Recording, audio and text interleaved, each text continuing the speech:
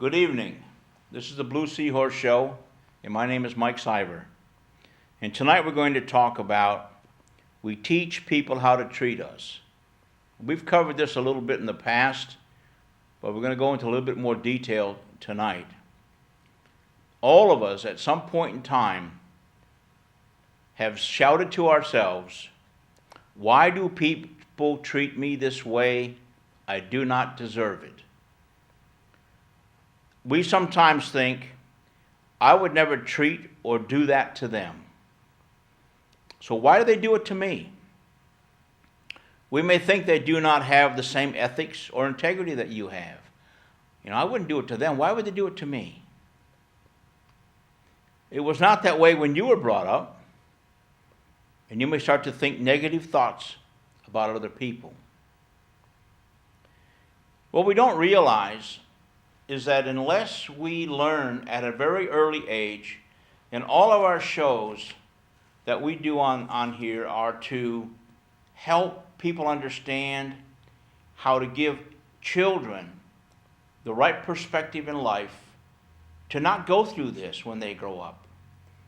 We need to teach children as adults and as parents to set boundaries around themselves of what they allow other people to do to them.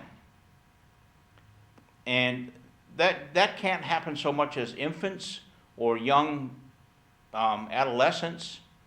But when they start to become teenagers, early teenagers, and today the maturity level appears to be so much younger, that they have to set boundaries. You can't do that to me. You can't treat me like that because I've got other stuff to do. I'll move on. I don't need that in my life.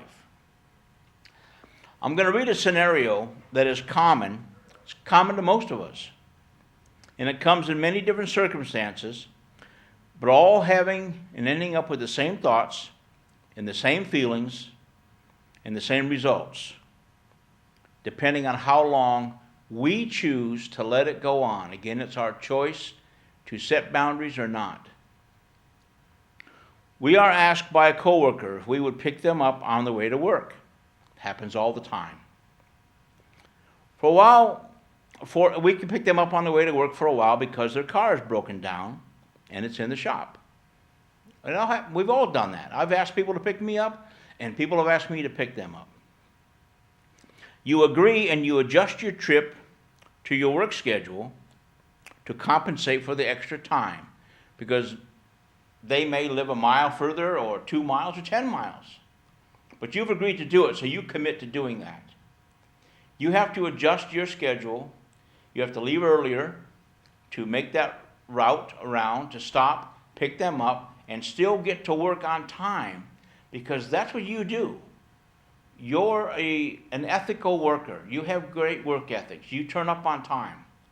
So you need to be there. You get to the house, and you sit for a minute expecting them to be watching and come right out. After a few minutes, you shut off the car and go to the door and knock.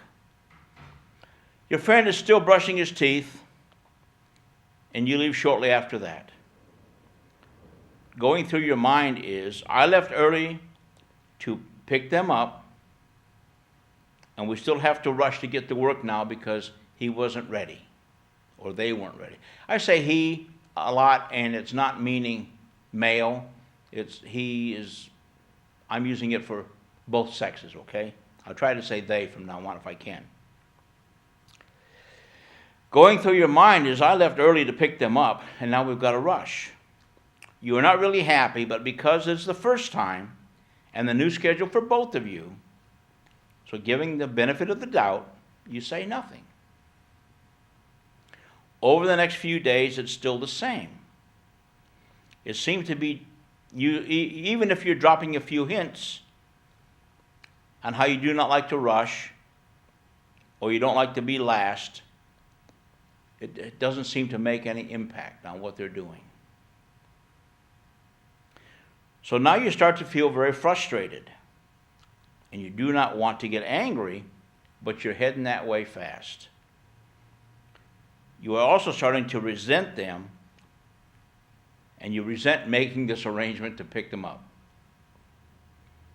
Now here's where you can start setting boundaries. As the time continues, you become to your wit's end and living in hope that they will respect your effort and the ethics is not working. So you got some serious soul searching to do. You finally come to realize you have not set any boundaries, and it is something you waited far too long to establish. After picking them up again and again running late, you say, "This is not working for me, so tomorrow morning I will be here at our agreed upon time. And if you are not waiting at the door, I will leave and go to work."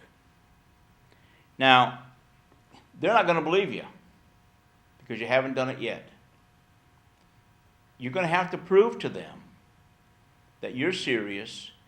You're doing them a favor.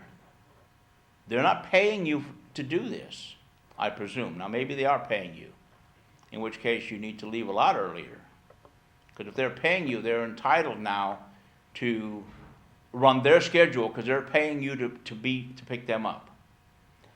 And maybe before you made this arrangement, you may have noted, is this person on time every day? Do they come to work late? Do I need to be in this agreement? Because they're habitually running late, that means you're going to run late. Because it doesn't matter how early you leave your house to get to their house. They always leave their house late. So you're going to be late to work no matter what. That early time frame for you is only to get to their house. And we don't think that in that much detail about that. So the next morning you're on time, and they're not waiting at the door, and you leave. Halfway to work, you get a phone call apologizing and asking you to come back and pick them up. You say, "No, it is too late, and if you do that, you will be late for work, but you will be there the same time in the morning, and if they are ready, you will take them." The next day, they are at the door and get right in the car. Now, that's an easy answer if they learn that fast. Most people are going to get angry because you left them. "What do you mean you left me? I told you I'd be ready." "Well, I wasn't ready to go, so why didn't you stay?" They're making it your responsibility to get them there on time. Well, half times I'm having trouble being responsible for myself. Why would I be responsible for another person at the same time? We have to learn that we teach people how to treat us. And it starts with children again. I keep going back to children because that's the beginning of everything. If a child says he's not going to eat what you want to eat, what you've cooked and prepared for them, then whose fault is that if you let that happen? Because I don't like beans, I don't like Brussels sprouts, I don't like liver, I don't like this, cook me something different, and you do, you're establishing the pattern of him treating you how you let them, or her. It could be girls too. We do that all through our lives. I mean, I still do it to this day, but I've learned that it only happens once or twice, and then I stop. I'm not going to let people control my life unless for some reason I have to. Now, if you break the law and you get arrested, at that point you choose to break the law and the authorities catch you, you're giving all your power over to them. Because from that point on, they tell you when to go to court, when not to go to court, when to go on probation, when to go off, when to go into jail, when to get out. You've given away all the power of your life to someone else. You can't help them. They're going to treat you any way they want to. But for us to live a normal life, and have people respect us, we have to establish boundaries that people understand and work within. Now, some people are not going to like that. That's their choice. You have to live with yourself. You have to be on time every day to work. You have to come home on time to your family and not have somebody else to blame for you being late. Because wives and bosses only accept that so many times. Well, I picked up Charlie on the way to work today, and his car was broken down. It's in the shop, and he wasn't quite ready, so we're 5 minutes late. That'll work maybe once, maybe twice. It won't work very often where you and Charlie are both going to get fired. And how are you going to handle telling your wife or significant other that you got fired, or the bank when you can't pay your mortgage because you didn't set boundaries and somebody else controlled your life, got you fired? In reality, did they get you fired or did you get yourself fired? These are serious questions that we have to start asking ourselves if we're going to establish children growing up in a world where there's compassion, but yet boundaries, understanding, but yet routine that works for everybody. You know, as the story we told in the last show, a new person got hired into a new company. You know, when you get hired, when you go to a job to do an interview, you're on your best behavior most times. You're looking the best, you're hoping you're looking the best. You want to represent yourself properly. You want them to think a lot of you. You want them to like you. You want to show that you have potential and great possibility for their company in the future. But is that where it stops? After you get the job, what do? Are you late? Do you not have the personal hygiene that you used to have for that first show? You go in for an interview and you're shaved and your hair's cut and you're dressed nice. You're presenting yourself. Does that change after you get the job? If that does and they allow it to happen, then they haven't got anything to come back on because they've taught you how to treat them. But we're talking about young people.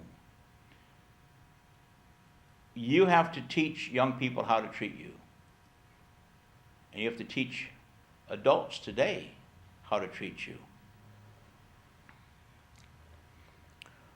You have come to realize that you taught them how to treat you, and only you can unteach anybody. You now have an understanding that we only have ourselves to blame, and that most people will treat us exactly how we teach them or how we let them. And that's a sad part that a lot of people don't like to accept, that we do teach people, and they will only treat us how we let them. And if we set boundaries early in any relationships we have, that's with our children or with our significant others or our family or our co-workers or clubs that we belong to, different organizations that we belong to, they will soon learn you have limits, you have boundaries, and that you won't cross over those boundaries. Now, most of the time, I would hope that they're appropriate and that they're conducive to promoting yourself, that they're respectful boundaries. But, I mean, some people go to the point of, I have a name. My name is Mike Siver. You can call me Mike. You can call me Mr. Siver.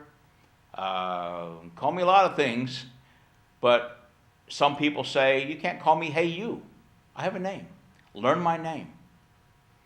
If you let them do that, then you've got yourself to blame if they only call you hey you.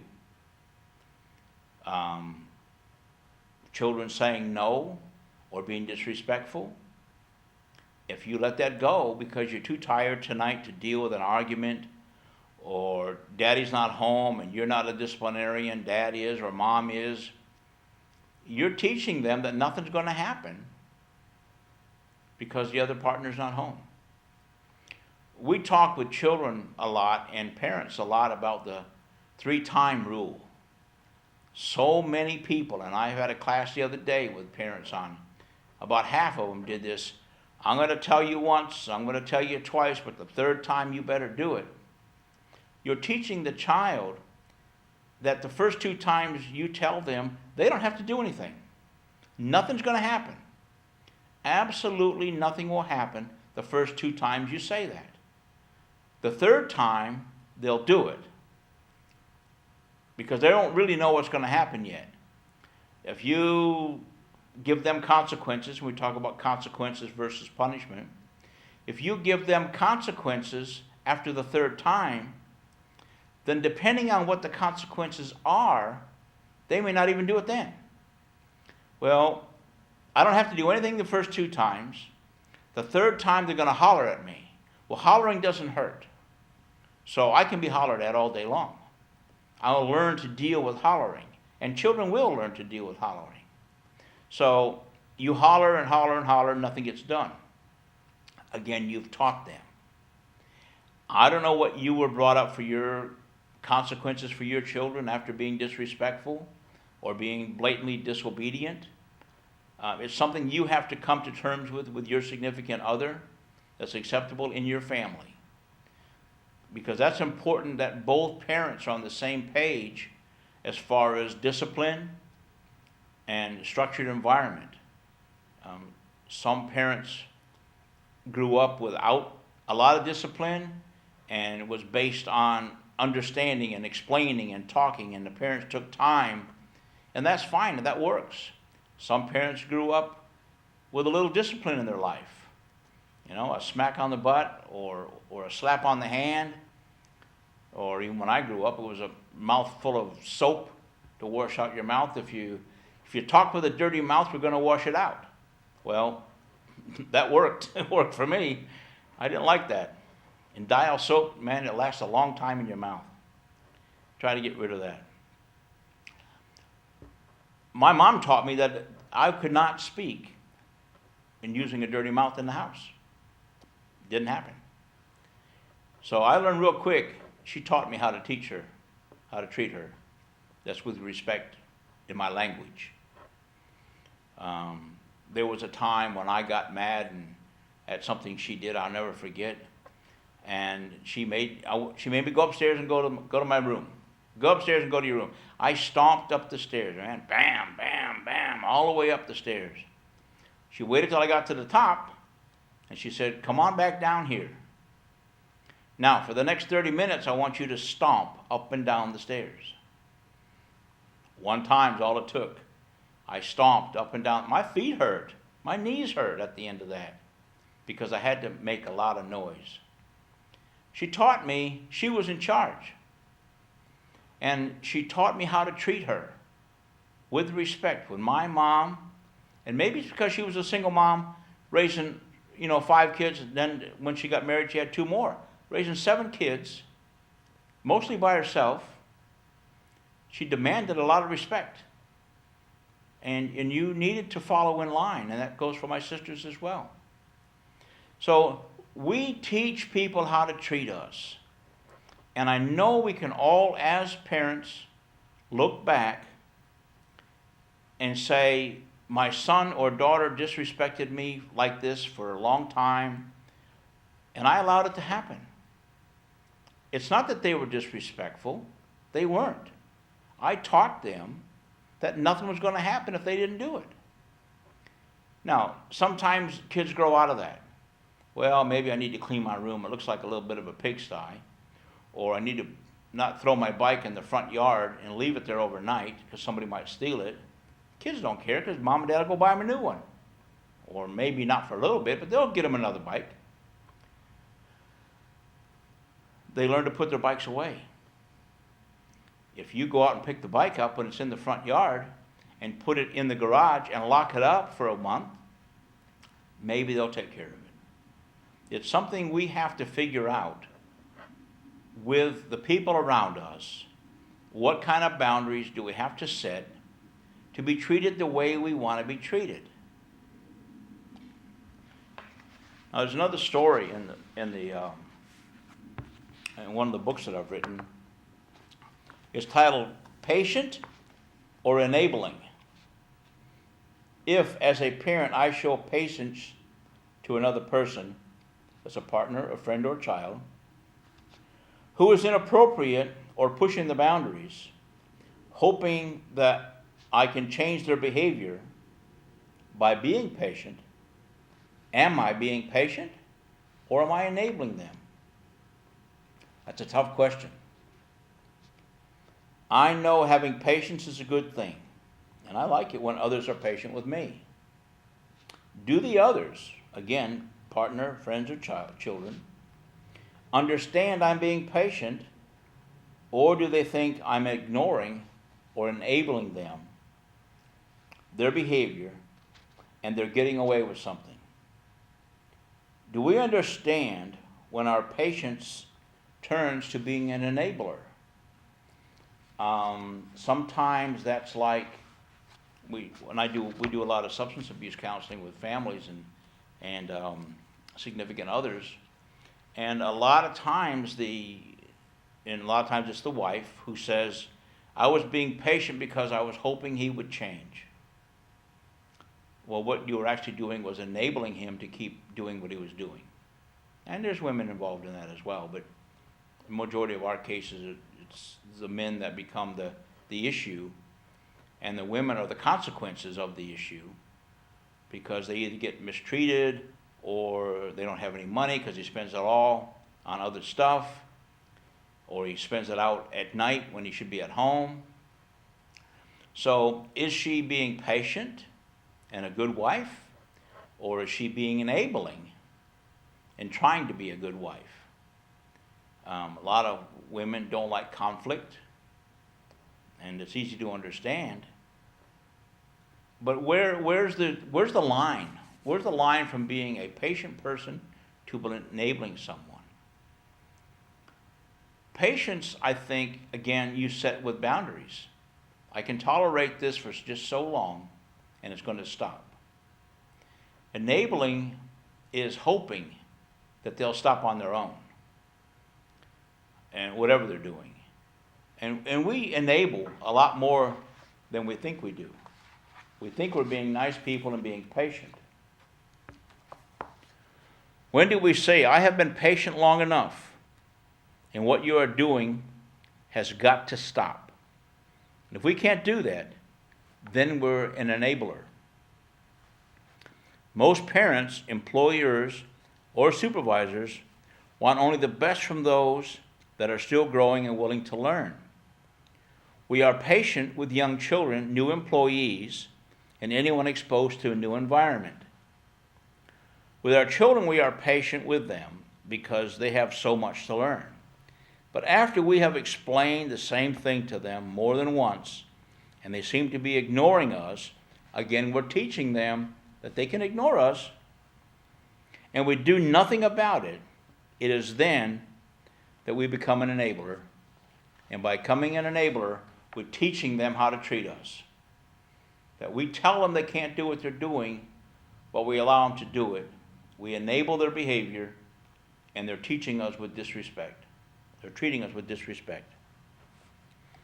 The same with new employees. We are patient with them while they're learning a new job or a new skill. But after a while, they don't seem to be learning, and we don't do anything about it, we now become an enabler. All right, they've been taught to put that nut on that bolt and do that over and over and get it done, but they're not doing it well. They're not doing it fast enough. They're not doing it with a washer underneath or a washer on top, whatever they're supposed to do, and we don't do anything about it. We've gone from teaching and being patient to being an enabler. Most employers won't do that very long. And then if they are enabling us for a while, all of a sudden they get tough, then we wonder why. What's going on with them? It's just that we haven't learned. The skill is figuring out when we move from being patient to an enabler. It is easy as an employer because you have all the written policy of training and job performance. If the employee does not follow the policy, he is giving warnings. If they do not motivate the employee, he is usually then let go. When working with our children, we parents seem to have a hard time figuring that out. And we can't fire our kids. We can't let them go. We can't terminate them. So we have to deal with them.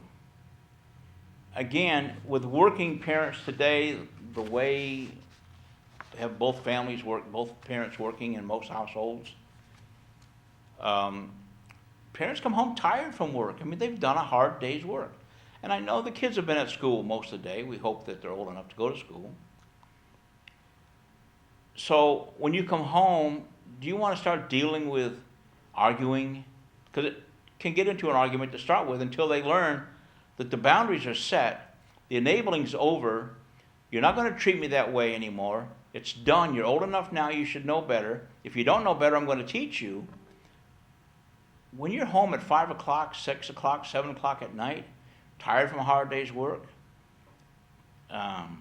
you don't want to have another argument. You don't want to sit down and have long discussions over what's going on, what's not going on. But that's when you have to. That's when you need to. That's when it takes place. And I can assure you that should you do this early enough in life, you will have already set the standard and set the pattern that they know they can't argue. What you say goes. If they want to debate it, there's a time and a place for that. But until that time, you do what you're told. You stop enabling bad behavior, inappropriate behavior. You stop enabling or treating them to treat you with contempt. You got to stop that. Now, it's easy for me to sit here and say that. It takes practice. It takes effort, but it pays off, and it doesn't take as long as you think. Once you've got the standard down between the husband and the wife, or the significant others in your life, there's a negotiation between the two of you before you leave it out to the kids. Because they got to know, they really need to understand that mom and dad are on the same page. That what she says goes, what he says goes, and you can't parent split, which so many kids try to do. Well, dad lets me do it, or mom lets me do it, I can get away with it, and then there starts confusion. You have to be on the same page. The kids have to know you're on the same page, and you're not going to enable them any inappropriate behaviors, and you're not going to let them treat you with disrespect or contempt. That needs to stop at a very, very early stage, and it isn't hard the earlier you do it, or they learn the rules of the house, or the home, or wherever you have the rules in a company as an employer. Most adults understand I've got to do what I'm supposed to do here at work or I get fired. So they may not like it, but they do it. Same with children. They may not like it, but they'll do it when they learn that that's the boundary. The boundary is established and it's set, and it's not going to change. Now, obviously, and we're going to wind this up here now, but obviously you have to change boundaries as the kids get older, because what's good for a 3-year-old is not good for a 10-year-old. So we talk about that, and we're going to talk about that at a later show. It's going to be part 2 of this show. So with that, I'm going to say good night.